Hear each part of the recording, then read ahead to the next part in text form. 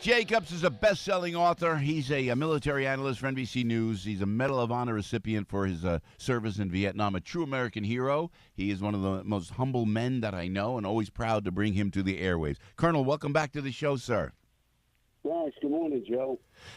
Jack, so Sri Lanka, what do we know about this attack? You know any inside information? Well, it's interesting because it was surprising in many respects. On the one hand, this organization, Tawhid Jamaat, I can't pronounce it properly, which means monotheistic association, one God association. It's a small Muslim-oriented group who has spent its time mostly desecrating Hindu memorials and so on, kind of low-level, vandalistic kinds of things. Mm-hmm. This is not the kind of thing that they have done in the past, so that's why most intelligence operatives think that, and analysts think that they had outside help, possibly from Al-Qaeda, possibly from ISIS, because this kind of thing is not something that they've done in the past, nor have they talked about doing it. On the other hand, the government of Sri Lanka apparently had a great deal of warning from foreign intelligence sources, mostly from India, who identified the people who were involved, 40 to 50 people involved, and exactly where they lived and what their phone numbers were, and passed it on to the Sri Lankan government. But it didn't get disseminated or acted upon, at least partially because the Prime Minister of Sri Lanka and the President of Sri Lanka have had a ongoing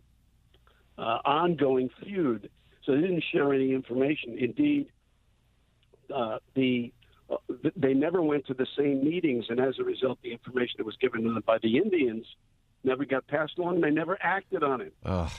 So this is it's a complete and total mess. So we know a great deal about it, and on the other hand, we don't know a great deal about it. Principally, who assisted this organization in this terrible act? Jack, do you think that we're going to see more of this because now ISIS and the quote-unquote caliphate is shut down? So you got these maniacs, what I refer to them as cockroaches, that have nothing better to do with their lives than prey on the innocent, whether it's churches or whether it's somebody that is not their, doesn't have their ideological beliefs. Do you think because we shut down the caliphate that we'll see more of these acts like this around the world? I think that's very well analyzed. I think that's exactly what's going to happen and what has been happening.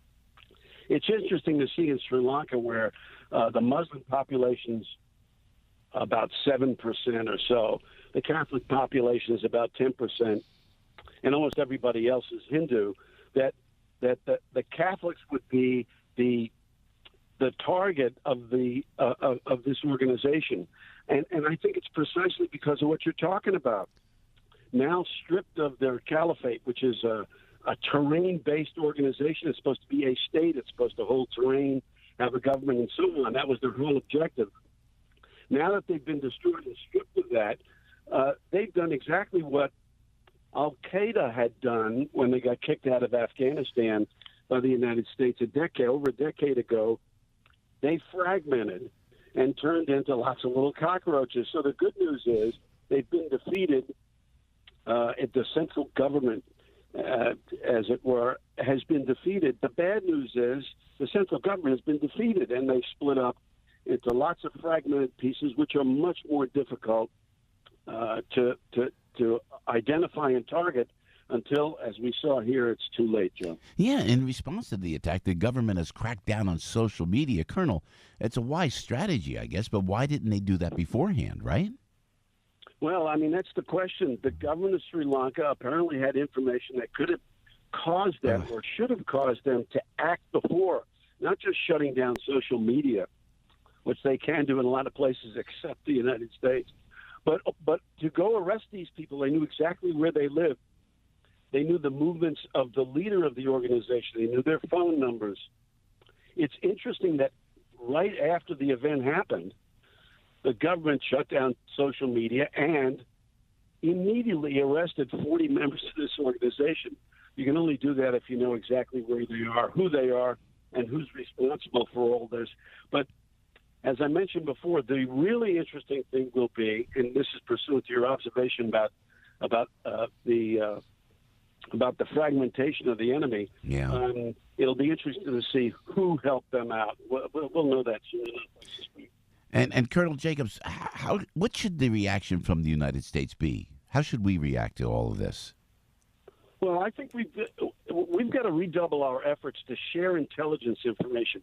We're better at it than we used to be, but we're still not perfect at it. We don't share sufficient intelligence information across bureaus in the American government for a wide variety of reasons, petty jealousies, budgetary reasons, and so on. And also we want to keep the information close hold, but we also need to do a much better job of getting information from foreign sources. We are much, much better than we were before 9/11, but we still need to get better, Joe. Colonel Jack Jacobs. Hey, Jack, before I let you go, man, on a personal note, when you came back from Vietnam, I mean, and now when I see a Vietnam veteran, Jack, and that's my generation, I go, thanks for your service. But I'm old enough to remember when you put your life on the line for us, and all the warriors that went to Vietnam came back home. It was terrible. I remember you just weren't welcome. Do you remember that? Is that the memory you have when you came back from Vietnam, that you were looked at? I do indeed. It didn't happen so much to me because I was still in the Army. I spent most of my time on bases, but I have a large number of friends, many of whom were drafted against their will, who fought in Vietnam and came home to opprobrium and vituperation, who were spat upon, had feces thrown on them, and so on. It's 50 years ago, but it's still in the forefront of most people's memories. Very bad news. I'm glad to see we have at least some respect for the people who defend freedom, our freedom, and the freedom of others around the world. Jack, so proud to know you, my friend, Colonel Jack Jacobs. Come back soon, and hopefully I'll see you sooner, Jack. Thanks so much. Hope so, too. Thanks for having me on the program. No, always an honor. Colonel Jack Jacobs.